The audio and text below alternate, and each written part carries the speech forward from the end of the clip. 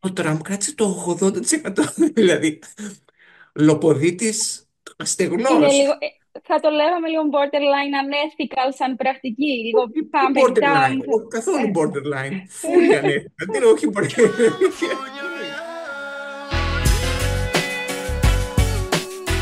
San Francisco Poulos. Silicon Valley, baby. Straightforward. Ωραία. Σαν Φρανσίσκοπουλος, επεισόδιο 4 και έχουμε τη μεγάλη τιμή να έχουμε μαζί μας τον Βασίλη Τζιόκα. Μας κάνει join από Seattle, οπότε αυτό εμείς το γράφουμε Τετάρτη 29 Ιανουαρίου, 4,5 ώρα Ελλάδος, 6,5 ώρα, πήγα να πω ώρα Βασίλης, ώρα Seattle. 2 λεπτά για τον Βασίλη. Πρώτα, όταν τον πρωτογνώρισα, φορούσε purple loafers. Ξέρεις τι είναι τα loafers, Μελίνα, έτσι? Είναι σαν αυτά τα Τα μοκασίνια. ξέρω. Μπράβο. Ε, ο Βασίλης έχει περάσει από Upstream. Μετά μία Mondelez, νομίζω ήταν Ναι, ένα μικρό κεφάλαιο, ναι, ναι. μία μικρή middle life crisis στα 25 Σωστά, του. κάπως έτσι. Πέρασε Mondelez, μετά Τα 25 είναι middle life crisis. Τα 25. Ναι, κάπως έτσι ήταν μια Οχ. φάση της ζωής μου. Ναι, ναι, μετά Microsoft. σωστά. Νομίζω στη Microsoft σκόνταψες πάνω στο Web3. Ναι, ναι, στο τέλος της σταδιοδρομίας μου στη Microsoft, σωστά. Alright. Και από τη Microsoft πήγε στην Matter Labs, όπου είσαι τώρα. σωστά.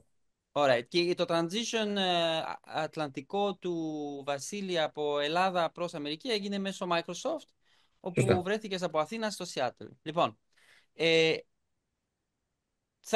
θέλουμε να κάνουμε ένα επεισόδιο αφιερωμένο στο κρυπτο. Και θέλουμε λίγο να το ξεκινήσουμε λίγο από τα basics και να αρχίσεις να μας μοιράσεις πρώτα απ' όλα κάποια βασικά principles του κρυπτο. Οκ, super. Και ευχαριστώ και πάλι για την πρόσκληση. Τα έχω ακούσει τα άλλα 3 επεισόδια, οπότε χαίρομαι που με κλείσει στο τέταρτο. Ναι, προφανώς είναι μια πολύ ευρεία ερώτηση, αλλά σε πολύ γενικές γραμμές νομίζω είναι σημαντικό για πολύ κόσμο να καταλάβει ότι το crypto και το blockchain δεν είναι ακριβώς το ίδιο. Πολλές φορές χρησιμοποιούμε τους όρους λίγο ανάμεικτα και ο κόσμος μπερδεύεται. Ή ας πούμε το crypto και το bitcoin, που ίσως είναι το πιο διάσημο ας πούμε crypto στον κόσμο. Τα blockchain, θα ξεκινήσουμε με το blockchain που είναι βασικά ίσως είναι να λέω ακόμα πιο κάτω. Η βασική τεχνολογία που χρησιμοποιείται σε αυτό το κλάδο είναι η κρυπτογραφία, το cryptography. Που ουσιαστικά είναι ένας τρόπος μαθηματικός και engineering τρόπος. Θα χρησιμοποιώ πολλές λέξεις στα αγγλικά. Λέω συγγνώμη στους ακροατές ότι δεν είναι από θέμα ύφους. Είναι από θέμα ότι πολλές λέξεις δύσκολα μεταφράζονται σε ελληνικά. Οπότε είναι ένας engineering τρόπος να μπορείς να μεταφέρεις μια πληροφορία με encrypted ας πούμε vehicle, έτσι ώστε να μπορεί να το αποκωδικοποιήσει κάποιος. Πάνω στην κρυπτογραφία, λοιπόν, μια μορφή της κρυπτογραφίας είναι τα blockchains. Τα blockchain, λοιπόν, τι είναι? Ουσιαστικά είναι μια κοινή βάση δεδομένων. Μια βάση, ίσως είναι ο πιο εύκολος τρόπος να το εξηγήσω. Είναι μια βάση δεδομένων πάνω στην οποία ο κάθε άνθρωπος ο οποίος έχει access μπορεί να πάει να δει τι έχει γίνει, ποιο είναι το τελευταίο transaction, ποιος έστειλε λεφτά σε ποιον, ποιο transaction έγινε από πού σε ποιον, so forth and so on. Δίνω πάντα το παράδειγμα των τραπεζών. Αυτή τη στιγμή δεν μπορεί κάποιο να μπει στη βάση δεδομένων τη Alpha Bank για να δει ποιο έχει στείλει λεφτά σε ποιον, για προφανεί λόγου. Στα blockchains αυτό, πάλι έτσι, πολύ γενικέ γραμμέ, είναι εφικτό. Είναι μια ανοιχτή βάση δεδομένων και απόλυτα προσβάσιμη από όλου. Ε, άρα επανέρχομαι στην αρχική σου ερώτηση, Γκί. Κρύπτο σημαίνει δύο πράγματα. Σημαίνει η κρυπτογραφία, που είναι λοιπόν η τεχνολογία πάνω στην οποία χτίζεται το blockchain, αλλά πολλοί κόσμοι χρησιμοποιούν τη λέξη κρύπτο για τα crypto coins, που είναι λοιπόν μια μορφή currency, η οποία μπορεί να κάνει govern κάποια blockchains. Ας πούμε, υπάρχει το blockchain του Bitcoin και το crypto coin του είναι το Bitcoin. Υπάρχει το blockchain που λέγεται Ethereum και το crypto coin του είναι το Ethereum. Υπάρχει ένα blockchain που λέγεται zk-Sync, που είναι το blockchain που έχει δημιουργήσει η Matter Labs, η εταιρεία στην οποία εργάζομαι, και το crypto coin μας είναι το ZK token. Μπορείς να έχεις πάνω από ένα κρύπτο στο ίδιο blockchain. Σωστά. Αλλά είναι λίγο πιο βαθιά η απάντηση. Κάθε blockchain έχει ένα coin από το οποίο γίνεται govern, παραλαμβάνω. Δηλαδή, μπορεί να πληρώσεις μόνο με ένα coin. Αλλά το Ethereum συγκεκριμένα, βάζω ένα αστερίσκο, είναι το μόνο blockchain το οποίο επιτρέπει άλλα blockchain να χτιστούν πάνω του. Είναι τα λεγόμενα L2s. Άρα το Ethereum είναι το Layer 1, L σημαίνει Layer. Ethereum Layer 1, αλλά πάνω στο Ethereum χτίζονται άλλα blockchains. Σκεφτείτε το λοιπόν σαν μια AWS ή σαν μια Azure. Πάνω στο cloud της Azure που χτίσουν άλλες εταιρείες. Εμείς λοιπόν είμαστε ένα L2 πάνω στο Ethereum. Οπότε εμείς έχουμε άλλο token από το Ethereum. Οκ. Αυτή είναι μια απάντηση στην ερώτησή σου. Λοιπόν, κάποια στιγμή μοίρασε ο Βασίλης μαζί μου το καλοκαίρι μία σειρά resources να διαβάσω για να καταλάβω λίγο καλύτερα τα πράγματα. Νομίζω ένα από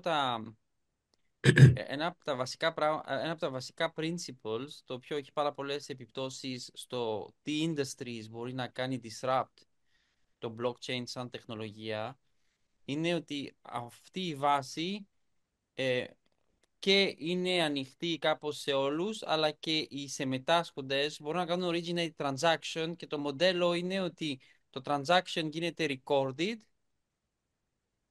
Πρέπει να βασικά κάθε φορά υπάρχει μια μικρή μαθηματική πράξη από όλους που συμμετάσχουν στο blockchain και Ακριβώς. βγάζοντας η πλειοψηφία ένα αποτέλεσμα που συμφωνούν όλοι, περνάμε στον επόμενο node. Και κάθε φορά, κάθε node στην ουσία έχει και όλο το knowledge του προηγούμενου. Οπότε Ακριβώς.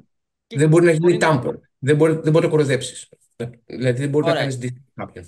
Με την πλειοψηφία. Γιατί θεωρητικά θα μπορούσαν όλοι να συμφωνήσουν στο να πάμε να καταγράψουμε μία λάθος transaction, αλλά είναι πολύ θεωρητικό σαν Ακριβώς. τέτοιο. Ακριβώς. Okay. Απλά ήθελα να το πω ότι νομίζω ότι έχει Αυτό είναι το σημασία αυτό. 51, αυτό είναι το λεγόμενο 51% problem. Ότι άμα κάνουν collude πάνω από το 50% των nodes, και είναι όλοι malicious actors, μπορείς υποθετικά να είσαι κακός actor μέσα στο blockchain και να βάλεις ένα transaction το οποίο δεν έχει γίνει, αλλά είναι πολύ μαθηματικό και δεν σημαίνει πως είναι άπειρα τα nodes πια που υπάρχουν στο Ethereum. Ωραία. Νομίζω πάρα πολύ σημαντικό, θα περίμενα οι περισσότεροι που βλέπουν αυτό το podcast να το έχουν κατανόηση, άλλο το blockchain, άλλο το bitcoin, δηλαδή υπάρχει μια enabling τεχνολογία και υπάρχει ένα cryptocurrency που παίρνει πάρα πολύ από την προσοχή. Νομίζω πάνω σε αυτό μετά υπάρχει μια σειρά από πάρα πολύ σημαντικά principles από πάνω. Δηλαδή έφερες την έννοια του layer 2. Νομίζω Mhm. υπάρχουν κάποιες έννοιες στο να μπορεί να γίνει verification χωρίς exchange δεδομένων, που είναι το zero proof. Θες να μας πας λίγο σε αυτά τα basic principle που μετά Ναι, χτίζονται ναι. από πάνω? Ναι, ναι, και θα προσπαθήσω να το κρατήσω όσο δυνατόν πιο κάτω στη γη, γιατί καταλαβαίνω ότι αυτή είναι μια πολύ καινούργια τεχνολογία για πολλοί κόσμοι μπερδεύεται και προφανώ είναι και αρκετά βαθιά engineering concepts. Το Ethereum λοιπόν που αυτή τη στιγμή είναι λοιπόν υπάρχει το Bitcoin. Το Bitcoin είναι μια ξεκάθαρα βάση δεδομένων πάνω στην οποία μεταφέρεται μία αξία, η αξία του Bitcoin. Γι' αυτό το λένε ότι είναι το the digital gold. Στο Bitcoin λοιπόν δεν μπορείς να χτίσεις applications. Δεν είναι μια βάση, δεν είναι ένα blockchain σαν πώς να το πω, σαν ένα cloud. Αποδεδειγμένο ο κώδικάς του είναι πολύ περιορισμένος για απλά να κάνεις transfer value. Δεν μπορείς Άρα, να χτίσεις τίποτα πάνω στο Bitcoin. θα το λέγες σε παλιό λινγκό proprietary use case κάπως, δηλαδή Ότι κλειδωμένο. έχει φτιαχτεί με ένα πολύ συγκεκριμένο τρόπο. Να Οκ. ανταλλάσσει κόσμος value. Οκ. Αυτό. Και το value που μπορεί να ανταλλάξει είναι πάντα denominated σε bitcoin. Και γι' αυτό το λόγο το bitcoin αυτή τη στιγμή είναι πάρα πολύ ψηλά. Έχει φτάσει πάνω από. Σήμερα το πρωί που τσέκαρα ήταν 103.000. Ε, Πάνω υπάρχει σε ένα. αυτό, ναι. Πάνω σε αυτό, Βασίλη, ε, και πολλοί μεγάλοι CEO τραπεζών, για παράδειγμα ο Jamie Dimon της JP Morgan, είναι πολύ μεγάλοι επικριτές του Bitcoin. Λένε ότι δεν έχει κάποια εγγενή αξία, ότι χρησιμοποιείται Ναι, μόνο από sex traffickers, μόνο για πολύ ναι, συγκεκριμένους σκοπούς. Έχει φτάσει μέχρι και στο σημείο να λέει ότι δεν μπορώ να σου πω να μην το αγοράσεις, όπως δεν μπορώ να σου πω να μην καπνίσεις. ναι, ναι, Αλλά ναι. ναι, Είναι πολύ Είναι ενδιαφέρον. πολύ επικριτική πάνω σε αυτό το κομμάτι. Παρ' όλα αυτά, η JP Morgan χρησιμοποιεί blockchain. Αυτό που έλεγες ότι το κρυπτονόμισμα και η τεχνολογία στον blockchain είναι δύο διαφορετικά Ναι. πράγματα. Έχεις απόλυτο δίκιο. Και με θα έλεγα κάτι. Αυτό που πεις είναι σωστό. Θα έλεγα όμως, επειδή στην Αμερική και ειδικά σε αυτές τις μεγάλες τράπεζες το momentum παίζει πολύ ρόλο, οι πιο μεγάλοι CEOs τραπεζών τώρα έχουν αλλάξει το narrative τους. Δηλαδή, ας Μμμ. πούμε, ο Larry Fink βγαίνει και λέει ότι το bitcoin is a better store of value than gold. Μμμ. Ξέρεις, οπότε είναι λίγο και λόγω του administration του Trump. Οπότε θέλω να πω, νομίζω πως πολλές τράπεζες πια έχουν ξεκινήσει και αλλάζουν λίγο το πόσο επικριτικές ή επικριτικοί είναι οι executives πάνω στο bitcoin. Αλλά για να κλείσω αυτό το κομμάτι, το bitcoin λοιπόν είναι ξεκάθαρα μια πολύ ξεκάθαρη μορφή ανταλλαγής value πάνω σε ένα bitcoin. Αυτή τη στιγμή έχει φτάσει στα 103 χιλιάρικα, ήταν 1000, μπορεί να φτάσει στα 200, ποιος ξέρει. Αλλά είναι μια αντίστοιχη μορφή χρυσού. Δηλαδή, για ποιο λόγο ο χρυσός έχει τόσο πολύ μεγάλη αξία, επειδή υποτίθεται ότι είναι πολύ. Δεν υπάρχει άφθονος χρυσός στον κόσμο. Σωστά. Οπότε είναι το scarcity που δημιουργεί αυτή την αξία. Το κλείνω αυτό το για το bitcoin και βλέπω ότι έχει έρθει και ο Νίκος. Γεια σου, Νίκο. Γεια σου, Ε, Νίκο. Γεια σας και συγγνώμη και για την καθυστέρηση. Όχι, όχι, κανένα θέμα. Άρα, τώρα και επανέρχομαι στην αρχική σου ερώτηση. Άρα, το bitcoin είναι το bitcoin. Πολύ ξεκάθαρο, συγκεκριμένο blockchain πάνω στο οποίο ανταλλάσσει value που λέγεται bitcoin. Υπάρχει μια πολύ ενδιαφέρουσα ιστορία για το Εσύ- πώς ξεκίνησε το bitcoin από τον έναν τύπο που λέγεται Satoshi, που κανεί δεν ξέρει ποιο είναι, αλλά αυτό είναι λίγο πιο gossip, ας πούμε, κομμάτι του podcast. Και μετά υπάρχουν και Ρε άλλα εσύ, blockchain. Βασίλη, να σου κάνω μια ερώτηση για το bitcoin. Sorry, μόλις μπήκα, οπότε άμα το έχεις πει, συγγνώμη, αλλά Ε, Το είπαμε. και εγώ είμαι Το έχουμε πει. πολύ, πολύ long, τέλεια, thank you, Ricky. Εγώ είμαι πάρα πολύ long στο bitcoin, αλλά χωρίς σοβαρά και fundamental reasons, περισσότερο emotionally. Αλλά η ερώτηση είναι η εξής. Όπως το βλέπεις εσύ, γιατί δεν νομίζω ότι υπάρχει σωστή λάθος απάντηση. Fundamentally υπάρχει κάποιο value εκεί, δηλαδή είναι ο ψηφιακός χρυσός ή είναι η ψηφιακή τουλίπα από το Tulip Mania που είχαμε κάποτε στην Ολλανδία που φτάσανε να αξίζουν οι βολβοί της τουλίπας, δεν ξέρω κι εγώ πόσο και μετά καταστραφήκαν όλοι. Δηλαδή, Η ερώτηση σου είναι πολύ σωστή. Δεν υπάρχει απάντηση. Θέλω να πω, νομίζω και παρά ότι δουλεύω στο crypto industry, είμαι αρκετά επικριτικό με ένα μεγάλο κομμάτι του industry. Δεν είμαι αυτό ο άνθρωπο που θα σα πω ότι όλα δουλεύουν τέλεια και όλα βγάζουν. Πολλά πράγματα δεν βγάζουν νόημα.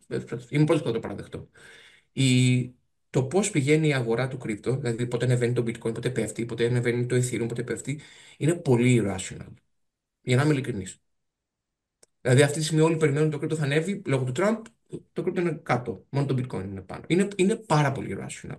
Τώρα, άμα θα είναι η τουλίπα ή ο χρυσό, δεν είμαι μάτι. Καταλαβαίνω ότι υπάρχει πάρα πολύ, όντω. Δηλαδή είναι πολύ μαγικό αυτό το πράγμα. Το λέμε μεταξύ μα στο crypto, κάνουμε πλάκα ένα στον άλλον. Είναι magic internet money. Δηλαδή είναι πουφ. Δεν, ξέρεις, ακόμα και η τουλίπα είναι κάτι που το πιάνει, επειδή μου ξέρεις, είναι όμορφο, το έχει δημιουργήσει η γη. Το bitcoin είναι κώδικας. Είναι literal κώδικας. Αλλά ταυτόχρονα θα σου πει κάποιο, μήπως είμαστε boomers. Μήπως, ίσως αυτή είναι μια νέα μορφή χρήματος. Ότι Συγγνώμη, υπάρχει ένα κώδικα, υπάρχει ένα ledger, δεν μπορεί να το κάνει stamper, δεν μπορείς να, γιατί είναι μαθηματικά αποδεδειγμένο στο ledger. Δεν ανοίξει κανέναν, που ισχύει αυτό. Δεν υπάρχει κάποιο από πίσω, μια εταιρεία ή μια κυβέρνηση, η οποία μπορεί να το κάνει manipulate. Οπότε και εσύ υπάρχει κάτι μαγικό πίσω από αυτό. Τώρα, αν θα καταλήξει να είναι το πιο σημαντικό asset στον κόσμο ή αν σε ένα χρόνο από τώρα φτάσει στο μηδέν, δεν το ξέρω. Εγώ προσωπικά δεν είναι, για να είμαι και έτσι και πολύ ανοιχτό, δεν υπάρχει κάτι πρόβλημα. Εγώ προσωπικά I don't hold bitcoin, όχι επειδή δεν το πιστεύω, επειδή δεν μπήκα όταν έπρεπε να μπω και τώρα είναι πολύ ακριβό για να μπω, οπότε ξέρεις. Αλλά ξέρεις, that's my personal portfolio strategy. Αλλά ξέρω ανθρώπου οι οποίοι είναι φανατικοί και το πιστεύουν και όχι μόνο ανθρώπου, εταιρείε. Υπάρχουν πια εταιρείε που έχουν το treasury του σε bitcoin από το να κρατάνε κάποιο άλλο long term asset. Οπότε ξέρει. Και ο, It's και ο Τραμπ δεν έχει becoming. ανακοινώσει ο Σε Τραμπ δεν πες. έχει ανακοινώσει ότι θέλει να φτιάξει ένα bitcoin reserve Ναι, στην Αμερική. ο Γκί νομίζω μου έχει πει ότι θα μιλήσουμε σε λίγο για το κομμάτι του Τραμπ. Για να είμαι πάλι πολύ ακριβή, ο Τραμπ αυτό περίμεναν όλοι. Θα ανακοινώσει ένα bitcoin reserve και όλοι περιμέναν και ίσω γι' αυτό έχει πέσει. Γιατί όλοι αγοράσανε θεωρώντα ότι δεν θα ανέβει. Τελικά, Ακριβά. Τελικά ανακοίνωσε κάτι διαφορετικό, αλλά μερικές φορές οι λεπτομέρειες παίζουν ρόλο. Δεν ανακοίνωσε Ένα Bitcoin. crypto reserve. Ανακοίνωσε ένα digital asset stockpile. Επαναλαμβάνω, οι λέξεις παίζουν ρόλο όταν μπαίνουν σε executive orders. Δεν είναι reserve, είναι ένα stockpile που είναι ότι ουσιαστικά θα πάρουμε κάποια να δούμε. It's a different thing. Mm. Bitcoin reserve είναι crypto stockpile. Αλλά θα επανέλθω στο λίγο. Το έλεγε αυτό το Bitcoin stockpile ή το digital asset stockpile, τέλος πάντων, το είχε πει ότι θα θέλανε να το κάνουν με τον ίδιο τρόπο που οι Αμερικοί κρατάνε ένα reserve σε χρυσό. Και έλεγε Ακριβώς. προεκλογικά θέλουν να έχουμε ένα reserve σε Bitcoin. Και υπήρχε γύρω από αυτό ένα narrative κάπως σαν ένα τρόπος άμυνα εάν κάτι συνέβη στο δολάριο. Και νομίζω ότι το γενικό Ακριβώς. αφήγημα είναι ότι εάν κάτι συνέβη στο δολάριο, το πρόβλημα θα είναι πολύ μεγαλύτερο από Ναι. πόσα bitcoins έχει στην άκρη. Οπότε δεν ανακοίνωσε Αλλά ναι, reserve, αλλά ανακοίνωσε ναι, ότι ναι. η Αμερικανική κυβέρνηση θα κρατάει ένα stockpile από crypto, από digital assets. Ουσιαστικά οι digital assets είναι η καλή λέξη για crypto coins. Okay. Αυτό το λέμε λίγο με πιο ωραίο τρόπο. Λοιπόν, πριν ανοίγουμε αυτό το τεράστιο παρακλάδιο, πηγαίναμε λίγο στο να συζητήσουμε τα, κάπως το δεύτερο level από big Ναι. principle του Θα crypto. το κρατήσω σε brief τώρα. Ακριβώς. Άρα είπαμε το bitcoin, το καλύψαμε. Υπάρχουν λοιπόν άλλα blockchains πάνω στα οποία μπορείς να χτίσεις ιδέες, applications, επιχειρήσεις. Υπάρχουν λοιπόν το Solana που είναι πολύ γνωστό και αυτό είναι πάει πάρα πολύ καλά. Υπάρχει το Sui που έχει co-founder Έλληνα. Περίμενε. Πρέπει να κάνουμε λίγο ένα time out. Τι σημαίνει να χτίσεις application πάνω από ένα blockchain? Δηλαδή πρέπει να θεωρήσω ότι Είναι, μιλάς σε είναι, τρίχρονα. Τουλάχιστον εγώ πάντως, είναι, συγγνώμη. είναι μια γλώσσα προγραμματισμού. Όπως μπορείς να πας να γράψεις μια ιδέα σου και να κάνεις μια digital επιχείρηση σε Python, παράδειγμα. Alright, άρα το πάνω δεν είναι πάνω σαν είναι hosted, όπως θα είχες σε ένα cloud. Είναι πάνω στο χρησιμοποιώντας την Το, ναι, γλώσσα, τον τη κώδικα. γλώσσα, αλλά Οκ, οκ. χρησιμοποιείς το υποκείμενο blockchain για να κάνεις τα transactions. Άρα υπάρχουν κάποια που είναι, τα λέμε πάλι L1s, layer ones, και είναι το Solana, το Sui. Το Sui το αναφέρω συγκεκριμένα επειδή έχει co-founder Έλληνα και προφανώς πρέπει να προωθούμε Έλληνες επιχειρηματίες, ο Κώστας ο Χαλκιάς. Και υπάρχει μετά και το Ethereum. Αυτή τη στιγμή το Ethereum, με βάση τα νούμερα, είναι το πιο διαδεδομένο blockchain πάνω στο οποίο μπορείς να χτίσεις διάφορες ιδέες και επιχειρήσεις, γιατί είναι το πιο αποκεντροποιημένο. Το Ethereum λοιπόν στο blockchain όμως, για πολλούς τεχνικούς λόγους, δεν μπορεί να κάνει scale πολύ γρήγορα. Δηλαδή μπορεί να αντέξει μέχρι 1-2 TPS. TPS είναι transactions per second. Δηλαδή όταν Γιατί, άμα είσαι η Visa, η οποία κάθε μέρα κάνουν swipe κάθε δευτερόλεπτο εκατομμύρια άνθρωποι, δεν μπορεί η Visa λοιπόν δεν μπορεί να χτίσει ένα payment solution πάνω στο Ethereum. Δεν το σηκώνει το Ethereum πλέον. Είναι πολύ αργό, να το πω έτσι πολύ λαϊκά. αλλά Οπότε, γιατί. γιατί είναι τόσο αποκεντρωποιημένο και τα nodes τους δεν μπορούν να σηκώσουν τα transactions. Οκ. Άρα είναι καλό που είναι αποκεντρωποιημένο γιατί είναι το πιο secure, δεν μπορείς να το κάνεις tamper, αλλά είναι πολύ limited στο πόσα workloads μπορεί να σηκώσει. Οπότε τι έγινε πριν από μερικά χρόνια, υπήρξαν κάποιοι άνθρωποι οι οποίοι είπαν ότι θα χτίσουμε πάνω στο Ethereum άλλα solutions, τα λεγόμενα L2s, άλλα blockchains, τα οποία θα κάνουν scale αυτό το πράγμα. Άρα θα χρησιμοποιούν τα αποκεντρωποιημένα nodes του Ethereum που είναι τα πιο secure και δεν μπορεί να το κάνει κανείς tamper, αλλά θα στέλνουμε πολύ μικρά blobs που μπορεί να τα σηκώσει το Ethereum και να χτίσουμε πάνω εκεί. Υπάρχουν λοιπόν διάφορα L2s. Υπάρχει το Optimism, υπάρχει το ZK Sync που είναι το blockchain το οποίο έχει χτίσει η εταιρεία στην οποία δουλεύω εγώ και χρησιμοποιούν διάφορε τεχνολογίε. Εμεί χρησιμοποιούμε το Zero Knowledge. Η Zero Knowledge λοιπόν πάλι άλλη μια μορφή κρυπτογραφία. Μηδενική γνώση λέγεται στα ελληνικά. Τεχνολογία μηδενική γνώση. Άμα νομίζω δεν θέλω να το κάνω λάθο, αλλά έτσι λέγεται σε ακαδημαϊκό επίπεδο. Το οποίο ουσιαστικά τι είναι, είναι μια μορφή κρυπτογραφία πάνω στην οποία μπορεί να αποδείξει ότι κάτι έγινε χωρί να αποδεικνύεις, χωρί να δείχνει το τι είναι αυτό το οποίο έγινε. Άρα, μπορώ εγώ να αποδείξω ότι ο Γκί έστειλε λεφτά στο Βασίλη, αλλά χωρί να δείχνω τα δεδομένα του Γκί, του Βασίλη και πόσα λεφτά του έστειλε.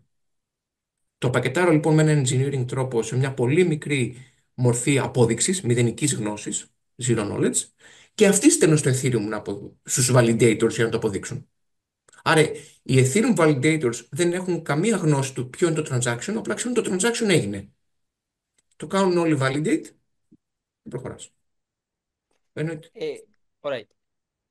Σε ένα κόσμο που είναι λίγο privacy centric. Μμμ. Προφανώς αποκτεί ανοίγει τρομερές δυνατότητες ένα τέτοιο Ακριβώς. protocol. Δηλαδή μπορεί να Ακριβώς. γίνουν κάπως transaction, επιβεβαιώσεις κτλ. Χωρίς να ανταλλάζουν χέρια τα δεδομένα. Και ούτε μόνο transactions. Τα πάντα. AI, personal data, identity. ε, το ZK, λοιπόν, Επειδή, το zero knowledge, επειδή είναι το η μόδα το πάλι, AI, δηλαδή. να ξεκαθαρίσω κάτι. Επαναλαμβάνω ότι καταλαβαίνω ότι αυτή είναι μια πολύ καινούργια τεχνολογία, οπότε ίσω πολλέ φορέ πάμε γρήγορα. Το zero knowledge πάλι είναι μια μορφή κρυπτογραφία. Δεν χρειάζεται αναγκαστικά ένα blockchain. Πάλι επαναλαμβάνω. Είναι κρυπτόγραφη. Το χρησιμοποιεί στο blockchain για διάφορου λόγου. Πάμε. Με ρώτησε για το AI. Άρα, όπω είπε λοιπόν και πολύ σωστά, το zero knowledge λοιπόν σε έναν κόσμο που πάει πολύ γρήγορα προς μια μορφή privacy και sovereignty σε όλα τα επίπεδα. Π.χ. ας πούμε βλέπουμε ότι ο Τραμπ θέλει ε, να κάνει isolate την Αμερική από trade deals και να είναι λίγο... Άρα πάμε σε ένα γενικό επίπεδο νομίζω, σε ένα μέλλον που σε κομμάτι προσωπικό, personal, ο καθένας από εμάς, μέχρι σε κομμάτι εθνικό, θα είμαστε λίγο isolated. Άρα το Zero Knowledge μπορεί να προσφέρει λύσεις που να μπορείς να κάνεις πράγματα online, τα οποία να μην δείχνουν ποτέ ούτε ποιος είσαι, ούτε το τι έγινε, αλλά ταυτόχρονα μπορούν να αποδειχθούν. Άρα είπες για το AI. Υπάρχει αυτή τη στιγμή ένα πολύ μεγάλο, δεν θα πω bubble, γιατί το bubble έχει αρνητικό connotation. Υπάρχει αυτή τη στιγμή μια πολύ μεγάλη ε, κινητικότητα στο πώς AI εταιρείες μπορούν να χρησιμοποιήσουν το crypto ή το ZK, το Zero Knowledge, για διάφορα operations τους. Ε, Υπάρχουν πάρα πολλές εταιρείες, υπάρχουν πολλά παραδείγματα, αλλά σκέψου το ZK να κάνει απλά σε διάφορα κομμάτια του AI stack. Άρα, πώς μπορώ εγώ να αποδείξω ότι έγινε ένα inference από το GPT-3 και όχι από το GPT-4. Δηλαδή, εσύ πας και πληρώνεις αυτή τη στιγμή το OpenAI. Ωραία, και του δίνεις $200, άμα θες να έχεις το super premium και το operator που μόλις έβγαλαν, γιατί θεωρείς ότι το inference που σου δίνει είναι πολύ καλύτερο από το inference που θα σου δίνει το GPT-3 που κάνει $10. Πώς εσύ όμως μπορείς να ξέρεις ότι το αποτέλεσμα είναι του O1 και όχι του GPT-3. Υπάρχει λοιπόν το λεγόμενο Zero Knowledge Machine Learning, ZKML. Στην Αμερική όλα θέλουν να είναι ακρόνημα. Zero Knowledge Machine Learning, που σου αποδεικνύει ότι όντως το computation έγινε σε αυτό το μοντέλο και όχι σε ένα άλλο. Σκέψου λοιπόν αυτό, άρα μιλάω και εγώ έτσι δυνατά, σκέφτομαι δυνατά. Σκέψου λοιπόν σε ένα πολύ εγγύς μέλλον να μπορείς εσύ να πας σε μια τράπεζα και να ζητήσεις ένα δάνειο. Ξέχνα λοιπόν, άμα ξέρει από blockchain, ξέχνα τα πάντα. Είσαι ένα απλό πολίτη. Και πα στη Eurobank, στην Alpha Bank, μιλάω και ονόματα έτσι συγκεκριμένα, και ζητά δάνειο. Το eligibility σου για το αν θα πάρει δάνειο θα το τρέξει ένα αλγόριθμο. Ήδη το τρέχει αλγόριθμο, αλλά θα το τρέχει σίγουρα αλγόριθμο στο εγγύ μέλλον, πολύ πιο έξυπνο αλγόριθμο. Πού εσύ λοιπόν ξέρει ότι ο αλγόριθμο που χρησιμοποιεί η τράπεζα είναι non-biased, ethical, trained in the right data? Το zero knowledge machine learning μπορεί να το αποδείξει. Μπορεί λοιπόν στο μέλλον η Alphabet να σου δίνει ένα μικρό proof και να σου λέει proven by my algorithm και στο αποδεικνύω. Μπορεί να το δει. Είναι ένα πολύ succinct proof που μπορώ να σου δείξω που έγινε verify το μοντέλο. Γι' αυτό αποφάσισα σαν Alphabet να σου δώσω ή να μην σου δώσω δάνειο. Χρησιμοποιώ λοιπόν ένα use case. Μπορεί να σου κόψω τον εγκέφαλο, αλλά σου είπα the case. That's how it works. Μετατρέπει δηλαδή το black box που είναι το Ακριβώς. AI κάποιες φορές σε κάτι πιο transparent από ό,τι Ακριβώς. καταλαβαίνω. Είναι σε όλο το stack. Δηλαδή, ποια data χρησιμοποιήσει το OpenAI? Κανείς δεν ξέρει αυτή τη στιγμή. Κανείς δεν ξέρει. Λέμε ότι το OpenAI χρησιμοποιήσει όλο το corpus of internet. Ας πούμε το DeepSeek που γίνεται χαμός τώρα. Ξέρουμε, υπάρχει ακόμα η συζήτηση. Πού έγινε train το DeepSeek? Άρα υπάρχει ένα μέλλον που μπορεί να αποδείξει σε ποια data έχει γίνει. Μετά, τα fine tuning, τα parameters. Μπορεί να αποδεικνύεις όλο το κομμάτι του stack μέχρι το inference ότι έχει όντως γίνει Μμ. τα δεδομένα, άρα ανοίγει το black box. Ποιο είναι το μεγαλύτερο challenge για να γίνει μαζικά adopted μια τέτοια τεχνολογία τα Σίγουρα επόμενα είναι χρόνια? για αυτή τη στιγμή το Zero Knowledge είναι μια πολύ βαριά υπολογιστική άσκηση, οπότε δεν μπορεί να τρέξει ακόμα τα δεδομένα σε industrial scale. Αλλά επειδή ανέφερα το κομμάτι του OpenAI, Μελίνα, ίσως είναι ένα καλό παράδειγμα εκεί να πω. Ο Sam Altman, ο CEO της OpenAI, είναι CEO και σε άλλες εταιρείες, δηλαδή έχει και διάφορα άλλα έτσι, ας πούμε, εγχειρήματα. Μια εταιρεία στην οποία τρέχει είναι η Tools for Humanity, η οποία έχει το Wallcoin. Κάποιοι μπορεί να το ξέρουν, το Wallcoin έχει γίνει λίγο public knowledge και έχει γίνει και λίγο pop, ας πούμε. Ουσιαστικά τι είναι ένα orb, ένα κυκλικό μεταλλικό πράγμα, στο οποίο πας και σκανάρεις το μάτι σου, που είναι λίγο έτσι πολύ science fiction. Futuristic. Ναι, ναι, ναι, και λίγο Demolition Man, όποιος έχει δει την ταινία. Σκανάρεις το μάτι σου και αυτό σε κάνει. Άρα η ήρυδα του ματιού σου, η οποία είναι μοναδική σε κάθε άνθρωπο, δεν μπορεί ένας άνθρωπος να έχει. Είναι σαν το fingerprint, ας πούμε. Ε, Πηγαίνει σε ένα blockchain, το Wallcoin blockchain, και μπορείς εσύ να κάνεις verify that you are a human. Ωραία. Αυτό λοιπόν για ποιο λόγο είναι σημαντικό, γιατί υπάρχει ήδη πολύ μεγάλη συζήτηση πώς θα ξέρουμε στο μέλλον αν κάτι έχει γίνει από ένα bot, από ένα operator ή από έναν άνθρωπο. Άρα το blockchain του Sam Altman, το λεγόμενο Wallcoin, το κάνει αυτό μέσω του σκάν της ύλδας, και πολύ πρόσφατα εξαγόρασε μια μικρή εταιρεία, στην οποία έτυχε εγώ να έχω αναμειχθεί σε κομμάτι angel investment, που λέγεται Modulus Labs, ο οποίος ουσιαστικά κάνει zero knowledge machine learning. Μπορεί να αποδείξει λοιπόν αν το inference το οποίο πήρε έγινε από ένα bot ή από έναν άνθρωπο. Παραλαμβάνω, πολύ ξέρεις, cutting edge technologies, ακόμα πολύ μακριά από το να γίνουν widely applicable, αλλά δείχνει σίγουρα μια τάση. Εμ, Έχω την εντύπωση ότι μέχρι στιγμής όλη τη δημοσιότητα και την προσοχή την παίρνουν πράγματα όπως το bitcoin, δηλαδή εμφανές, κάπως end consumer touching προϊόντα, Ναι, έχοντας την αίσθηση ότι το αληθινό transformational impact που μπορεί να έχει αυτή η τεχνολογία βρίσκεται σε πιο infrastructural level. συμφωνώ. Θα μπορούσε να μας πεις λίγο σήμερα, ας αφήσουμε το bitcoin και τα 100.000 στην άκρη. Mhm. Ποια είναι τα σοβαρά, θέλω να πω για κάποιο λόγο, ξέρεις, mainstream enterprise infrastructure application της τεχνολογίας? Ναι, υπάρχουν διάφορα, όχι πάρα πολλά, για να είμαι ειλικρινής. Γι' αυτό είπα, είμαστε ακόμα μακριά. Και είναι και μέρος της δουλειάς μου, σαν business development, ας πούμε, στην εταιρεία στην οποία εργάζομαι, να φέρω εταιρείε και να φέρω applications. Αυτή τη στιγμή υπάρχουν διάφοροι παίχτες στο Web2, δηλαδή στο λεγόμενο Internet, οι οποίοι προσπαθούν να κάνουν πράγματα στο Web3. Άρα, να δώσω ένα παράδειγμα, εμείς, ας πούμε, είναι publicly, ας πούμε, νέα πια, συνεργαζόμαστε με την Deutsche Bank. Η Deutsche Bank, λοιπόν, ένα κομμάτι των payments, του settlement, άρα πάλι να πούμε λίγο σε λεπτομέρεια. Αυτή τη στιγμή δεν ξέρω πόσος κόσμος γνωρίζει. Το settlement των transactions μεταξύ των τραπεζών γίνεται ακόμα πάρα πολύ αργά και πάρα πολύ manual. Υπάρχουν σε κάτι Excel files, υπάρχουν literally σε εκτυπωμένα χαρτιά. Δηλαδή είναι πολύ αρχαϊκός ο τρόπος που κάθε τέλος της ημέρας η Deutsche Bank, η UBS, όλοι αυτοί οι μεγάλοι, ας πούμε, εταιρείες κάνουν settle τα transactions. Είναι πολύ απαρχαιωμένος. Περίμενε. Άρα εμάς Excel, όχι χτυπημένα χαρτιά. και εκτυπωμένα χαρτιά. Σε πολλές τράπεζες ακόμα είναι σε εκτυπωμένα χαρτιά.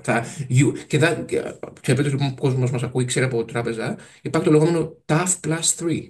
Settlement in TAF in 3 days. Είναι τόσο. Το ξέρω ότι ακούγεται wow, αλλά είναι απαρχαιωμένος ο τρόπος. Ωραία. Και γι' αυτό πολλές εταιρείε τύπου Robinhood, οι οποίες ήρθαν και έφεραν λίγο το digital, πετύχαν τόσο πολύ, γιατί κατάφεραν να το ανοίξουν. Κλείνει η παρένθεση. Εμείς λοιπόν η Deutsche Bank δουλεύουμε μαζί τους, το ανακοινώσαμε το Δεκέμβρη, κάποια κομμάτια, για να μην είμαι, δεν θέλω να το μεγαλώσω παραπάνω από όσο είναι στην πραγματικότητα, κάνει κάποιους πιλότους για το πώς τα payments της σε κάποια intra-banking πράγματα θα γίνονται settled στο blockchain. Να λοιπόν ένα enterprise use case. Δεν ακουμπάει τον απλό κόσμο, είναι enterprise. Πάμε λοιπόν λίγο σε πιο απλό κόσμο, σε πιο έτσι consumer use case. Consumer use case θα πω δύο. Υπάρχουν τα payments και υπάρχουν τα λεγόμενα stable coins. Stable coin λοιπόν τι είναι? Stable coin είναι μια μορφή cryptocurrency που είναι όμως pegged, είναι λοιπόν συνδεδεμένο άρρηκτα με την τιμή του δολαρίου. Η τιμή του δολαρίου είναι πάντα ένα δολάριο. Μπορεί να έχει κάποιο inflation, αλλά ξέρεις, αυτή τη στιγμή δεν μπορεί να αγοράσεις πίτσα με bitcoin. Γιατί άμα έχεις bitcoin και αγοράσεις πίτσα, δεν ξέρεις ποτέ το bitcoin σε 10 λεπτά από τώρα αν θα πέσει ή αν θα ανέβει. Είναι πολύ volatile για να είναι μια μορφή εξαγοράς και να χρησιμοποιήσει σε payments. Υπάρχουν λοιπόν τα λεγόμενα stable coins, το οποίο γνωστό είναι το USDC, USD από το US dollar, USDC coin, USD coin δηλαδή, το οποίο έχει πάντα την αξία ενός δολαρίου. Πως ο κόσμος πάρα πολύ, εγώ το χρησιμοποιώ και στην Mm. καθημερινότητά μου στην Αμερική, που απλώς με stable coins. Άρα πας Και τα stable coins είναι το πιο διαδεδομένο crypto asset αυτή τη στιγμή. Σημαίνει αυτό ότι ο κόσμος είναι έτοιμος να δεχτεί το blockchain σαν τεχνολογία, αλλά δεν του αρέσει η διακύμανση που ακριβώς, υπάρχει Μελίνα, στα crypto ακριβώς. assets. Ακριβώς και εμείς αυτό που λέμε και έτσι κάπως εσωτερικά και στην εταιρεία, ο κόσμος δεν θα έπρεπε καν να ξέρει ότι είναι στο blockchain. Για ποιο λόγο πρέπει να ξέρεις αν το USDC είναι στο Ethereum ή στο ZK Sync. Εσύ έχεις απλά $10 στο wallet σου. Πόσο εγώ πάω στην τράπεζα, το νομίζω υπήρχε και στην Ελλάδα πια, και έχεις το Face ID στο Apple Phone σου και έχεις την κάρτα σου στο Apple Pay. Ξέρεις εσύ αν η Alphabet χρησιμοποιεί AWS ή GCP ή Azure για να κάνει το transaction. Δεν το ξέρεις και δεν σε ενδιαφέρει. Mm. Ή εσύ ξέρεις αν η Visa, όταν εσύ κάνεις swipe την κάρτα σου σε ένα εμπορικό κέντρο, τη Visa σου, τη Mastercard, οποιαδήποτε εταιρεία κάρτα έχεις, ξέρεις εσύ το transaction σε ποιο cloud πάει, πού γίνεται settle, πώς η Visa στέλνει τα δεδομένα στο Attica. Δεν το ξέρεις και δεν σε ενδιαφέρει. Έχει γίνει τελείως abstracted από το consumer experience. Έτσι λοιπόν θεωρούμε ότι είναι και το μέλλον του blockchain. Κάποια πράγματα δεν θα πρέπει ο κόσμος να ξέρει άμα είναι στο blockchain. Απλά συμβαίνουν. Άρα γυρνάμε σε infrastructure layer και όχι εμφανής στον τελικό χρήστη. Ναι.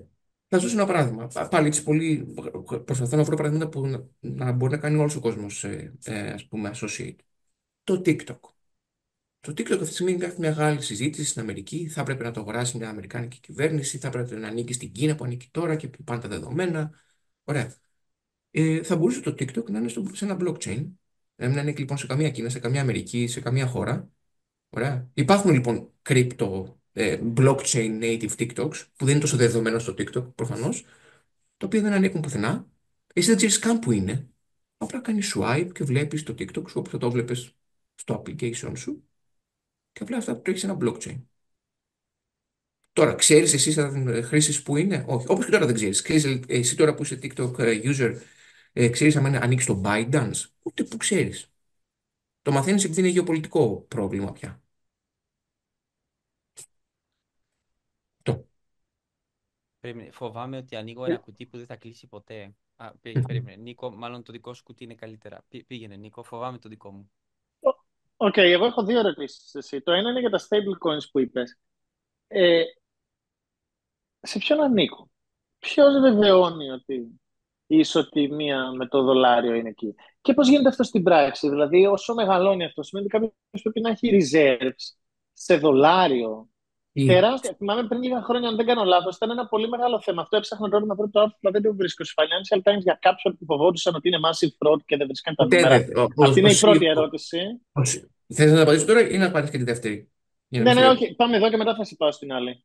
Ωραία. Η πρώτη, πολύ σωστή ερώτηση. Και ναι, όντω υπάρχουν εταιρείε ή entities πίσω από τα stable coins, οι οποίε είναι publicly listed, είναι πολύ, δηλαδή η Circle. Η Circle είναι η πιο γνωστή εταιρεία που έχει stable coin. Έχει το USDC. Επαναλαμβάνω, το USDC είναι το πιο δεδομένο stable coin στον κόσμο. Ωραία. Η Circle λοιπόν έχει απόλυτο δίκιο. Έχει reserves σε δολάρια ή σε ομόλογα, δεν θα πούμε σε αυτή την λεπτομέρεια, που για κάθε stablecoin, για κάθε USDC που εσύ δημιουργείς στο blockchain, αυτή πρέπει να έχει $1 στην τράπεζά τη. Το λέω έτσι πολύ λαϊκά, ας πούμε. Ναι. Τώρα, υπάρχουν άλλα stablecoins, το USDT, που είναι αυτό το οποίο ανέφερε, είναι το Tether που λέμε, το οποίο κανείς δεν ξέρει. Ο CEO του είναι ένας Ιταλός που είναι στις Μπαχάμες, που είναι λίγο dodgy. Έπρεπε να βάλω εξής. Είναι έχει Μπράβο, δύο. προσπαθούσαν να δουν το treasury και δεν τα βρίσκανε τα χρήματα. Ακριβώς, Σωστά, ακριβώς. δεν βλέπανε πουθενά αν υπάρχουν τα χρήματα. Ακριβώς. Και θα βάλω έτσι ένα λίγο μια αστεία μορφή στη συζήτηση. Αυτή είναι λίγο και η μαγεία του blockchain, αυτή που είναι λίγο far west. Και go and play with your own risk. Προφανώς το Αλλά USDC. αν αυτά τα, αν αυτά τα stable coins, ας πούμε, χάσουν την ισοτιμία με το δολάριο, φαντάζομαι, δεν ξέρω, πες μου, Έχασε θα αυτά. κλείσει πάρα πολύ όλο το. Όλο το. Ναι, ναι, Ναι, αλλά όλο απόλυτο. το crypto market θα είναι ένα τρομακτικό ντόμινο. Ναι, όπως έγινε πριν Έγινε από στο 2 χρόνια. Όπως παρελθόν. έγινε πριν από 2 χρόνια. Μισό λεπτό. Ναι. Όπως έγινε ακριβώς πριν από 2 χρόνια με το FTX. Δηλαδή το FTX ήταν το Σωστά. μεγαλύτερο exchange crypto. Ο CEO του FTX, παιδιά, έμπαινε στο White House. Ήταν publicly recognized. He was a Stanford guy, super brilliant, ο κολλητός της κυβέρνησης, με τον Forbes Bill. 30 under 30. Ναι, Forbes προφανώς, ξέρεις που πια είναι στάμπα ότι είσαι απατεώνας, άμα είσαι Forbes 30. Ο κολλητός του Bill Clinton. Δηλαδή ήταν, πώς το πω, institutionally adopted figure, ο οποίος ήταν απατεώνας. Δηλαδή απατεώνας με την απόλυτη και είναι φυλακή. Και πήγε όλη η αγορά κάτω. Οπότε Νίκο, η ερώτηση είναι πολύ σωστή. Γι' αυτό που είπα πριν, ότι παραμένει λίγο Far West. Αλλά ναι, η Circle είναι μια εταιρεία η οποία είναι, επαναλαμβάνω, πάλι λέμε σε 2 χρόνια τα ίδια. Αλλά δεν είναι publicly listed ακόμα, νομίζω δεν είναι στο Nasdaq. Αλλά είναι μια εταιρεία η οποία όντω δείχνει ότι είναι πολύ σοβαρή και κάνει adopt το USDC. Έχει και μια Και δεύτερη ερώτηση. με απλά λόγια, ναι, αλλά πριν πάω στη δεύτερη, τώρα μου δημιούργησε μια ενδιάμεση. Με απλά λόγια, για όποιον δεν ξέρει, γιατί ήταν απατεώνα ο SPF του FTX, δηλαδή τι Δεν είχε έκανε. reserves, δεν είχε reserves. Έκανε πράγματα χωρί αυτό που πεις. Έκανε Ένα λεπτό. trade. Όπα, ο Γκί Όχι, βαράει όχι, time ένα out λεπτό. εδώ πέρα. Αυτός Θύχτηκε για τον ήταν SBF. Όχι. big Θύχτηκε. time stalker του SBF. Αυτός ήταν μέγα απατεώνας. Πραγματικά. Περίμενε. Ο κόσμος κρατούσε τα κρύπτο στην FTX, ok. Αυτός δίπλα είχε ένα hedge fund και Α, ωραία. χρησιμοποιούσε τα reserve που είχαν deposit οι πελάτη για να κάνει investment με το investment arm. Ναι, ναι, ναι. Κανονικά Απατεώνας. απατεώνας, κλέφτη. Δεν είχε να κάνει με. By the way, εγώ πιστεύω που δεν είμαι crypto fanboy. Πιστεύω ότι ήταν πάρα πολύ ατυχές γενικά το FTX για το crypto industry. Διότι είναι ένας τύπος που θα μπορούσε να το κάνει με καρότα και με μήλα. Ήταν απλά απατεώνας. Το παίρνω από εδώ που δεν μου ανήκει και το βάζω Ναι, αλλού. ναι, ισχύει. Ήταν απλά, ξέρεις, ένα μικρός απατεώνας. Θα μπορούσε αυτό να το κάνει με ένα exchange με μετοχές. Έτυχε Ναι, να είναι ναι, ναι, στο κανονικά. κρύπτο. Αλλά Απλά το κρύπτο, μισό λεπτό για να είμαι πάλι ακριβής. Το κρύπτο του επέτρεψε να είναι απατεώνας, στην άποψη ότι ακριβώς δεν έχει regulation. Γι' αυτό το έκανε με κρύπτο. Ότι είναι Far West, ξέρεις. τώρα θα Mm. φλεξάρω big time. Αλλά και του το επέτρεπε διότι αυτός κάπως μετά χρησιμοποιούσε ένα δικό του token, το έκανε inflate για να φαίνεται ok στα βιβλία. Ήταν λίγο μετά και financial engineering από πίσω. Είχε αγοράσει τη μισή Αμερική. Δηλαδή, αρένες NBA ήταν FTX arena. Έμπαινε στο White House, ήταν ο κολλητός του Bill Clinton, δηλαδή τους είχε αγοράσει όλους. Γιατί όλοι, επαναλαμβάνω έτσι, Stanford, Math, Grad, brilliant, brilliant. Αλλά Αλλά ο ιδρυτής, ο SBF, πώς λέγεται, Sam Bankman-Fried. ίδρυσε κάτι για τον οποίο μόλις είδαμε το αποτέλεσμα at grand scale. Με διορθώνεις αν λέω λάθος, Βασίλης, αλλά ήτανε η είσοδος του crypto σαν industry στο political lobbying με mega Ναι, donation. ναι, Το οποίο αυτός ήταν ένα mega democrat donor, δηλαδή σωστά. τεράστια ποσά. Και τώρα τι είδαμε μόλις, που στο ανήκω για να συνεχίζεις, Βασίλη, αλλά νομίζω ότι τώρα ξαφνικά τι είδαμε.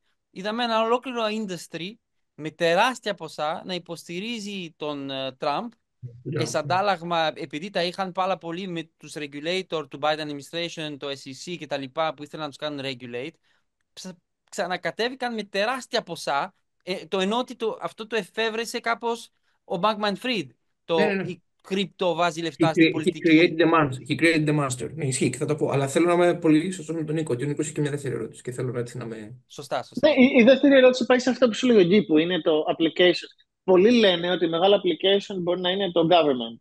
Και θέλω να καταλάβω, τώρα ζώντα σε μια χώρα η οποία τα τελευταία χρόνια έχει υπερπροσπαθήσει να βάλει λίγο το digitalization στη ζωή με κάποια ωραία παραδείγματα. Παιδιά, ήμουν τώρα ότι χτε στο Λονδίνο και κάπου μου ζήτησαν ταυτότητα. Πήγα να δείξω την ταυτότητα από το iPhone και με κοιτάγαν όλοι και με περάσανε για Ναι, τρελό. Μου ναι, λένε, ναι. σε παρακαλώ, δώσε κάτι πραγματικό.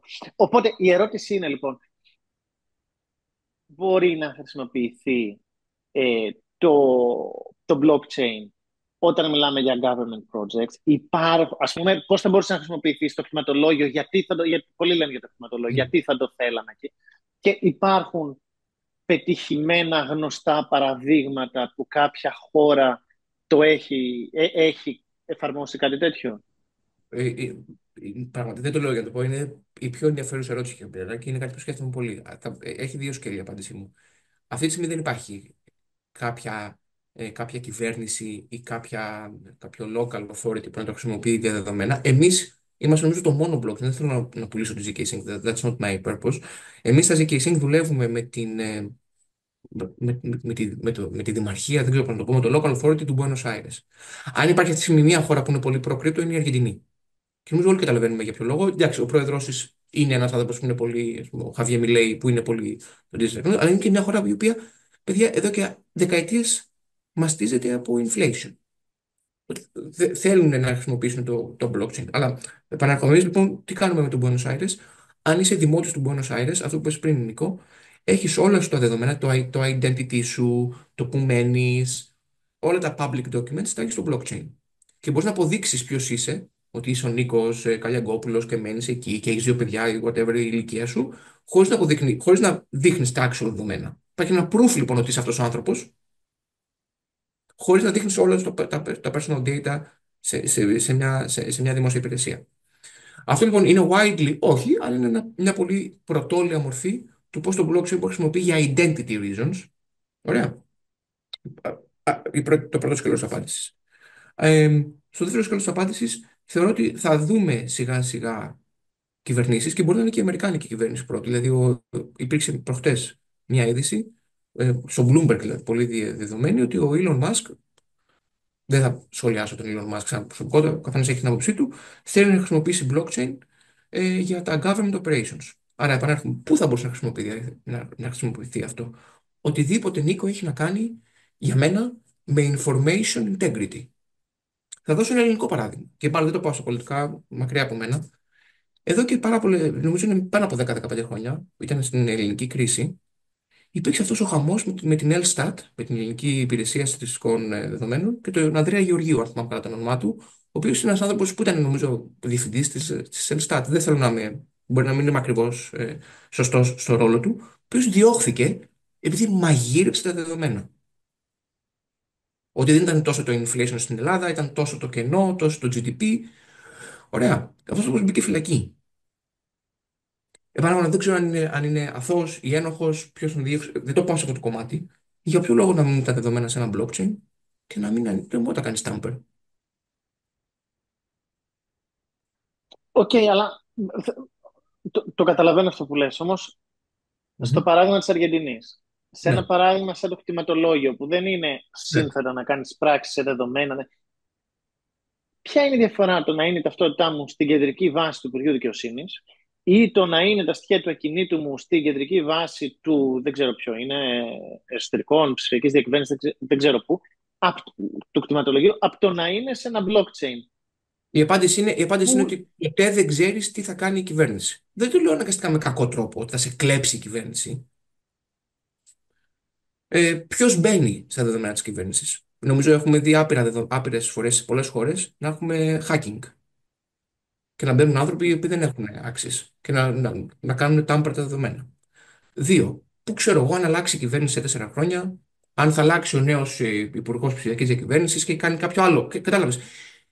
Δεν επαφίεσαι ποτέ σε ένα central authority. That's the power of blockchain. Και κανένα δεν μπορεί να αλλάξει. Δηλαδή, αν εσύ έχει ένα ακίνητο σε ένα νησί, ποτέ δεν θα φοβάσαι ότι κάποια βάση δεδομένων θα αλλάχθει επειδή κάποιο κακό actor θέλει να προωθήσει τον διπλανό σου που τον έχει ψηφίσει. Τραβηγμένα σενάρια. Δεν λέω ότι γίνονται κατά την καθημερινότητα. Δεν λέω, επαναλαμβάνω. Αλλά για ποιο λόγο να επαφίεμαι πάντα σε μια κλειστή βάση δεδομένων? Γιατί αυτή τη στιγμή εγώ δεν έχω access. Όχι, δεν έχω access, δεν θα πρέπει να έχω. Αλλά αυτή τη στιγμή εγώ δεν ξέρω τι γίνεται στα ψηφιακά δεδομένα του ελληνικού κράτου. Δεν λέω ότι γίνεται κάτι κακό, αλλά δεν το ξέρω. Άρα το big thing το οποίο φέρνεις εδώ είναι transparency και Σίγουρα. ίσον πρόσβαση στα δεδομένα. Σωστά. Σωστά. Και υπάρχει κάτι που λέμε πολύ συχνά στην διακυβέρνηση, είτε είναι τη Ελλάδα είτε είναι τη Αμερική. The public spending. Πώς ξοδεύει η χώρα για τεχνολογία, για agriculture, για ναυτιλία. Είναι public το spending. Μπορείς εσύ, Νίκο, να αποδείξεις ότι η ελληνική κυβέρνηση όντως ξοδέψε τόσα για να προωθήσει την καλλιέργεια? Για ποιο λόγο δεν είναι όντως public? Για ποιο λόγο δεν είναι όντως public το spending? Για ποιο λόγο δεν μπορώ να πάω να δω τα δεδομένα και δεν ξέρω εγώ ότι ο Υπουργός Οικονομίας τα μαγείρεψε? Επαναλαμβάνω, δεν υπονοώ ότι τα μαγειρεύουν. Να είμαι σωστός. Σωστά, αλλά Απλά, για να γίνει αυτό που λες πρέπει να φτάσει σε ένα πάρα πολύ granular level δεδομένων που είναι στο blockchain που μετά γίνονται aggregated, γιατί αυτή τη στιγμή είναι καλά, public τα λοιπόν. aggregated δεδομένα που Σωστά. ρεπορτάρει κάποιο. Ακριβώς. Κάποιος ρεπορτάρει. Εσύ λοιπόν, σαν πολίτης αυτής της χώρας, επαφίεσαι και έχεις ένα trust. Λες, α, τον εμπιστεύομαι. Αυτό λέμε. Γι' αυτό λέμε ότι το blockchain είναι trustless. You don't need trust. It's math. Ένα κομμάτι. Και το δεύτερο κομμάτι, Νίκο, που είπες, που ισχύει, ότι είναι πολύ μακρινό σενάριο και ισχύει, αλλά κάποιος θα σου λέγει το ίδιο και για το κτηματολόγιο. Το κτηματολόγιο, εγώ όταν γεννήθηκα, που είμαι 37 χρονών, ήταν σε χαρτιά. Τώρα κάποιος πάει να το κάνει digitize. Μπορεί κάποιος να σου πει ότι η επόμενη μορφή είναι να το κάνεις σε blockchain. Αρκείς, it's a gradual process. It will not happen overnight. Ωραία. Αλλά Ναι, ξέρεις, νομίζω. εγώ προσπαθώ να βρω το killer argument, το οποίο αυτή τη στιγμή θα έλεγα ότι πραγματικά πρέπει τόσα πολλά πράγματα να μπουν στο blockchain και Δεν πρέπει ομολογώ και τόσο. μπορεί No, να no, μην δεν το πρέπει τόσο. πιάνω. Δεν πρέπει, okay, δεν Βλέπω πρέπει. αυτό ότι είναι nice to have, αλλά δεν έχω πιάσει ακόμα το must have argument. Transparency and verifiability. Those Περίμενε, two. δεν υπάρχει ένα άλλο. Ακριβώς αυτό που λέει ο Νίκος. Λοιπόν, και δεν είναι specific σε αυτό. Η δουλειά που κάνουν οι συμβολογράφοι δεν είναι ένα human smart contract. Ναι, Θέλω να πω ότι κανονικά είναι, ξέρεις, very specific rules. Πρέπει να μπουν σε ένα public ledger, πρέπει να απαντήσουν στο ότι αυτό έτσι, αυτό έτσι. Έχω την αίσθηση ότι όλο αυτό είναι το definition του ένα smart contract. ακριβώ. Αλλά συμφωνώ. Και ποια είναι η διαφορά λοιπόν του συμβολιογράφου με του smart contract, ότι εσύ Α τον πληρώνει, το συμβολιογράφο, και Β τον εμπιστεύεσαι. Υπάρχει αυτό το Ναι, trust, ναι, που είναι αόρατο. Ότι όντω θα πάει στο ναι, ναι. Υπουργείο, δηλαδή, και θα το κάνει, και θα το κάνει Και settle. τον εμπιστεύεσαι να κάνεις κάτι που είναι define, hardcore define, ως νόμος. Δηλαδή, κανονικά υπάρχει ένα set of rules. Εγώ αυτό που λέει ο Νίκος το ακούω απόλυτα. Είναι αυτή τη στιγμή το πιο σημαντικό use case και πρέπει όλα να τα πάμε. Όχι, συμφωνώ. Απλά λέω, Νίκο, ότι ε, αν θέλουμε να πάμε, αν θέλουμε να εμφυσίσουμε αυτό που νομίζω έχει χαθεί πάρα πολύ από το δυτικό κόσμο, που είναι η εμπιστοσύνη των πολιτών στις κυβερνήσεις, επαναλαμβάνω, μιλάω για το δυτικό κόσμο, δεν μιλάω για την Ελλάδα, υπάρχει αυτό σαν φαινόμενο. Ο κόσμος χάνει την εμπιστοσύνη του στις δημόσιες αρχές και στις επιχειρήσεις, στις κυβερνήσεις. Έχει χαθεί λοιπόν αυτό το αόρατο trust, που το κάνει σε ένα blockchain. Είναι μια λύση λοιπόν. Και λοιπόν, άρα ξέρω ότι έχουμε και λίγο limited χρόνο. Τώρα και επανέρχομαι στη δική σου ερώτηση. Ναι, λίγο πριν, ένα χρόνο πριν γίνουν οι εκλογές γίνανε πότε γίνανε τον Νοέμβριο στην Αμερική, υπήρξε μια πολύ μεγάλη ροή κρύπτο επιχειρηματιών προς τον Τραμπ. Με donations, με public support, με πολύ εμφανή τρόπο. Ο Τραμπ κέρδισε.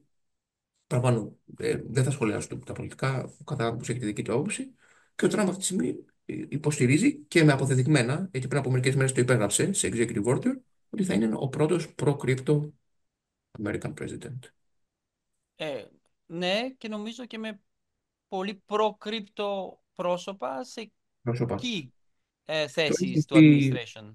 έχει δύο-τρεις ανθρώπους publicly. Αυτή τη στιγμή υπάρχει ο David Sachs. Ο David Sachs, πάλι εσείς τον ξέρετε πάρα πολύ καλά. Είναι στο PayPal Mafia.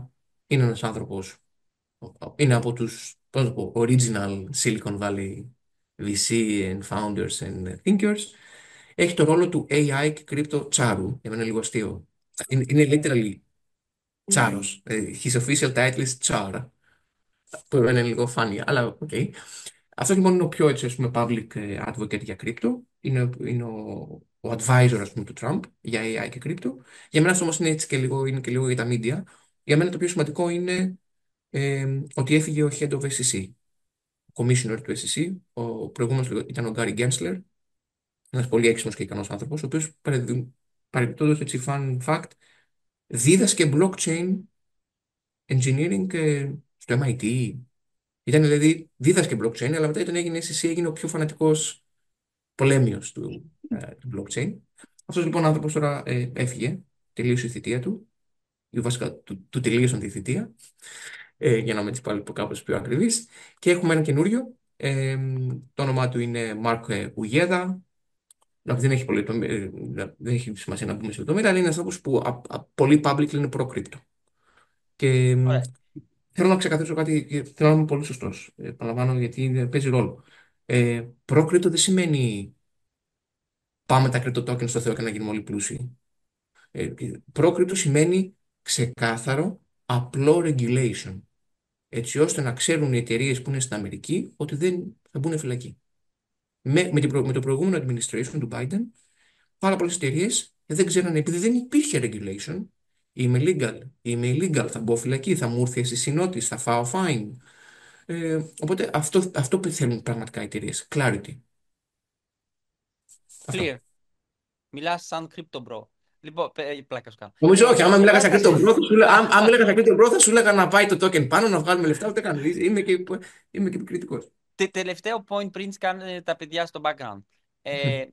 Θες να μας δώσεις λίγο το mood τώρα λοιπόν στο industry που υπάρχει ένα καινούριο administration που είναι πολύ πιο θετικός, δηλαδή περπατάτε στο νερό λίγο.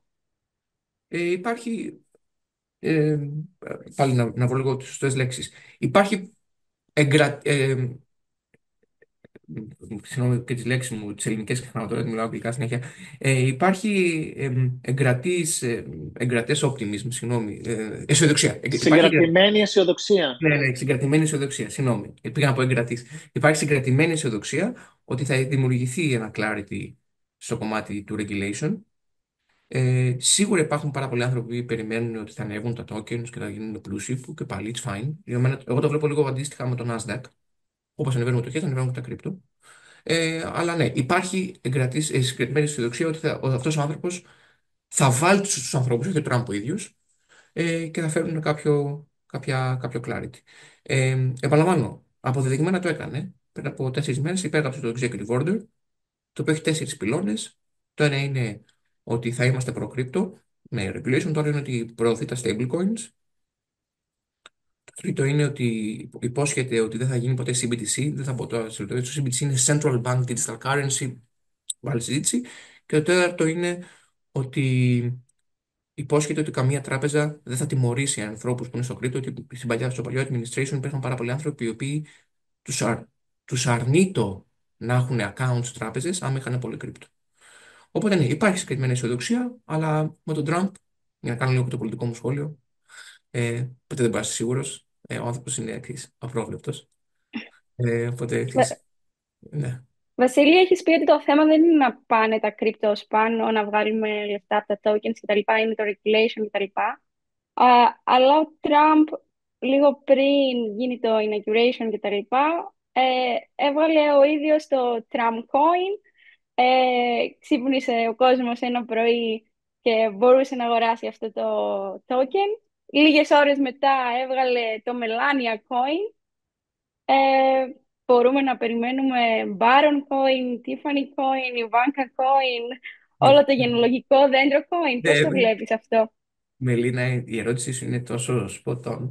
Θα πω έτσι δύο πράγματα, έτσι λίγο να πάμε πάλι στο πιο προσωπικό. Καταρχά, θα πω ένα αστείο meme που κυκλοφορεί. Λέει What is the product roadmap for crypto, και έχει την οικογένεια του Trump. Το καθένα βγάζει ένα Α, coin. That's the roadmap. Καθένα βγάζει ένα coin. Και αυτό the Baron coin. Αυτό. Για να είμαι λίγο πιο σοβαρό.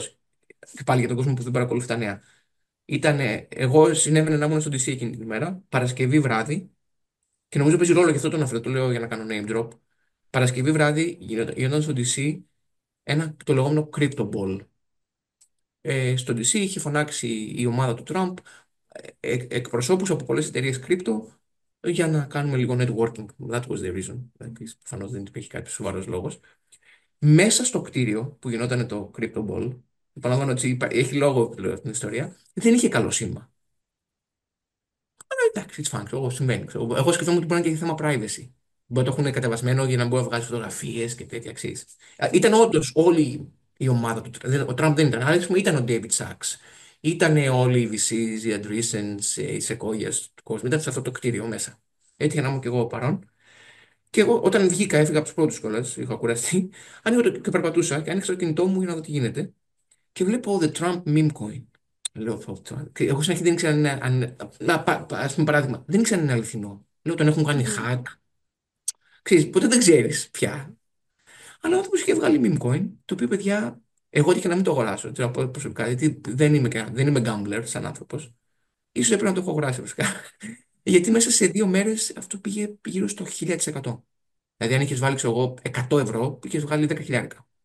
Στα πρώτα λεπτά κάποιος είχε βάλει 1 εκατομμύριο δολάρια στα 18 σεντ και αυτό είχε Ε, φτάσει 70 ναι. δολάρια. Γίνανε σε ένα βράδυ άνθρωποι εκατομμυρίουχοι. Πραγματικά όμω. Πραγματικά. Αυτό είναι να πω ότι για αυτούς που ενδιαφέρονται, έγινε στο Solana chain, στο Solana blockchain. Άρα γίνεται χαμός, ο Τραμπ έβγαλε meme coin, πριν το inauguration, αν θες την άποψή μου, συμφωνώ απόλυτα μαζί σου Μελίνα, τελείως irresponsible behavior, δηλαδή αυτό είναι κακό για το crypto σαν industry. Μας Ναι. κάνει, μας κάνει να φαινόμαστε σαν clones. Αλλά επαναλαμβάνω, Επισκιάζει λίγο τα fundamentals του ακριβώς, blockchain και ακριβώς, της ακριβώς. τεχνολογίας. Ακριβώς. Αλλά ξέρεις, με αυτόν τον άνθρωπο, όπω είπα, δεν μπορεί να ξυπνήσει αύριο να το ξαναβγάλει, ξέρω εγώ. Αλλά εκεί που σπάει ο κεφαλό μου, πραγματικά, είναι ότι γίνεται αυτό ο χαμό, γίνονται άνθρωποι εκατομμυριούχοι, όλοι είναι Τραμπ, Τραμπ, Τραμπ, γίναμε όλοι πλούσιοι, τέλεια, whatever. Και βγάζει και η γυναίκα του. Δηλαδή, δεν έχω. Είναι ξετσίποτε, συγγνώμη, δηλαδή. Οκ, Μμ. ας βάλουμε κι άλλα λεφτά τώρα. Επίσης, τώρα με Μελίνα μου άνοιξε το rabbit hole. Όταν βγάζεις meme coin, είναι πολύ εύκολο να βγάλεις meme coin. Είναι σαν να ανεβάζεις ένα βίντεο στο YouTube. Ε, Όταν βγάζεις meme coin, κάπως υπάρχει ένας αόρατος κανόνας που λέει ότι δεν μπορείς να κρατάς το μεγαλύτερο ποσοστό. Άρα εγώ βγάζω το 80% αν δεν κάνω Ναι, λάθος. δηλαδή εγώ βγάζω το Βασίλης meme coin. Ωραία, πες. Αν έτσι και το αγοράζεις. Το industry average είναι να κρατάς το 10-20% και το άλλο 80% να είναι στην ελεύθερη αγορά. Να το αγοράσει ο κόσμος. Μμ. Ο Τραμπ κράτησε το 80%. Δηλαδή, λοποδίτης Είναι στεγνός. λίγο, θα το λέγαμε λίγο borderline unethical σαν πρακτική, λίγο Όχι pump and borderline, dump. όχι καθόλου Ε, borderline. Fully ανέφερα. Τι είναι όχι borderline. Τι εννοείς. Περίμενε και νομίζω ότι το definition του conflict of interest κάνει regulate όλο το industry και τα λοιπά, κάνει ένα point και βγάζει Ναι, δικά του φουσκάλα ναι. τον ίδιο βράδυ, έτσι, εντελώς Και αποκάλυπτος. έβγαλε και η γυναίκα του. Δηλαδή, δεν είπανε κι άλλα. Θα βγάλουμε κι άλλα τώρα. Και το αστείο ποιο είναι, ότι μερικές φορές η τεχνολογία σε τιμωρεί. Όταν το έβγαλε η Μελάνια, έπεσε το Trump meme coin και υπήρχαν memes ότι η γυναίκα του έβγαλε τα λεφτά και reason to take a divorce και τέτοια. Αλλά έπεσε το chain. Έπεσε το Solana blockchain. Που λέμε ότι πριν που σου έλεγα πριν ότι δεν σηκώνουν πολλά transactions. Δηλαδή έπεσε το blockchain. Δεν μπορούσε να αγοράσει. Δεν σήκωνε τόσα transactions. Δηλαδή έμπαινε όλο ο κόσμο και αγόραζε. Οπότε σίγουρα, Μελίνα, το πάω λίγο πιο σοβαρό. Η ερώτηση είναι πολύ σωστή.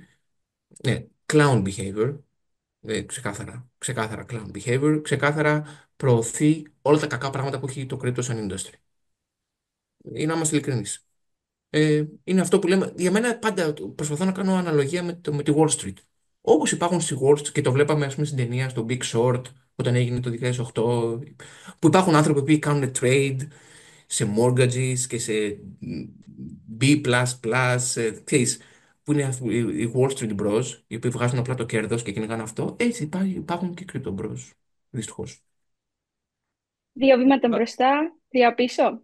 Ακριβώς, ακριβώς. Δυστυχώς, δυστυχώς. Νομίζω, ξέρεις, υπάρχει και μέσα στην εταιρεία στη δικιά μας υπάρχει κόσμος που λέει πω, προχωράμε γρήγορα, το 2025 θα είναι η χρονιά μας. Νομίζω πως έχει ακόμα πολύ, πολύ δρόμο μπροστά το blockchain για να γίνει widely adopted. Αλλά ξέρεις, σίγουρα κάνουμε βήματα. Εμείς αύριο ανακοινώνουμε πάλι ένα πιλότο, δεν θα πω, μια πολύ μεγάλη τράπεζα.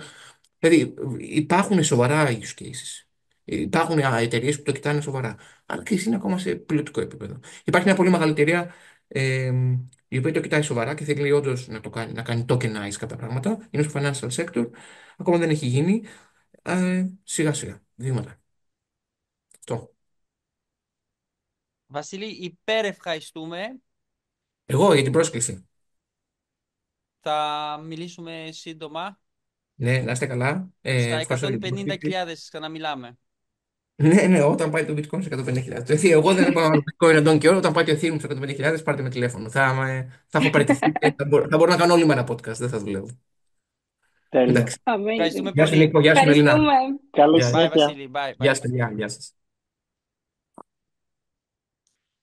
Λοιπόν, εμείς πριν κλείνουμε, Είναι Τετάρτη. Νίκο, δεν σε έχουμε δει στο γραφείο ούτε Δευτέρα ούτε Τρίτη. Τι είναι η φάση? Και ναι, είχα πάει στο Λονδίνο. Κοιτάμε διάφορα πράγματα εκεί. Οπότε γι' αυτό δεν είδατε. Αύριο πάλι. Okay. Να πω εδώ κάποια έτσι ενδιαφέροντα πράγματα. Εντάξει, μεταξύ άλλων, είδα ένα πολύ καλό μου, πολύ γνωστό μου που είναι σε ένα top δικηγορικό γραφείο για venture capital, για startups, ο οποίος μου είπε, είναι λέει ο πιο γεμάτος Ιανουάριος που έχουν τα τελευταία 10 χρόνια. Μου λέει δεν το πιστεύαμε, συνήθως Ιανουάριο είναι όλα χαλαρά και γίνεται ο χαμός. Θεωρούν, μετά γνώρισα, είδα πάλι γνωστούς που είναι στο venture debt κομμάτι, μου είπαν το ίδιο πράγμα. Βλέπουμε όλο και περισσότερες καλές εταιρείες με πολύ καλά οικονομικά fundamentals. The business January. Υπάρχει μια εφορία ξανά στον αέρα, το οποίο πριν 1 χρόνο και πριν 2 χρόνια δεν το έβλεπες. Πριν 1 χρόνο και πριν 2 χρόνια οι άνθρωποι ήταν έχει γίνει ο χαμός, δεν κουνιέται τίποτα, καταστροφή. Τώρα υπάρχει πάλι μια εφορία. Επίσης το άλλο που είδα είναι ότι πολλοί κόσμος αρχίζει και ρωτάει πλέον για την Ελλάδα. Σιγά σιγά βλέπουν εταιρείες που μεγαλώνουν, μου λένε όπα, ακούμε όλο και περισσότερες ελληνικές εταιρείες. Εντάξει, δεν μιλάμε για τρομακτικά νούμερα, αλλά τίποτα σε σχέση με αυτά που ακούμε στο παρελθόν. Όλοι προσπαθούν να μάθουν, σκεφτόμαστε να πάμε λίγο προς αυτό το κομμάτι της Ευρώπης που δεν έχει πολύ ανταγωνισμό. Πείτε μας τι να κοιτάξουμε. Βέβαια, φυσικά όταν αρχίσουν να το κοιτάνε όλοι δεν θα είναι έτσι, αλλά είδα μια μεγάλη εφορία στον αέρα που δεν υπήρχε πέρυσι και πρόπερσι. Θα φανεί αν θα συνεχιστεί και αν θα γίνει πραγματικότητα ή όχι. Αυτή η Πολύ ωραία νέα. Λονδίνο Ναι. με deals και activity ευρωπαϊκό, όχι του νησιού. Όχι, ευρωπαϊκό μωρέ. Ευρωπαϊκό. Τώρα ό,τι και να λέμε, κακά τα ψέματα, όταν μιλάμε για την Ευρώπη, το Brexit ξε-Brexit, το Λονδίνο παραμένει το οικονομικό κέντρο της Ευρώπης και σε αυτόν τον κλάδο.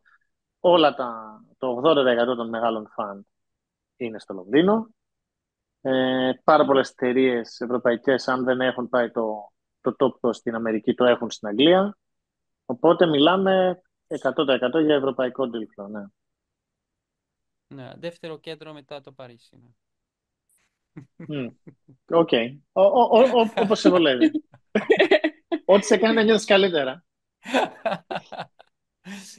Λοιπόν, αυτό ήτανε. Τα λέμε στον επόμενο. Καλή συνέχεια. Sam Francisco Poulos. Silicon Valley, baby.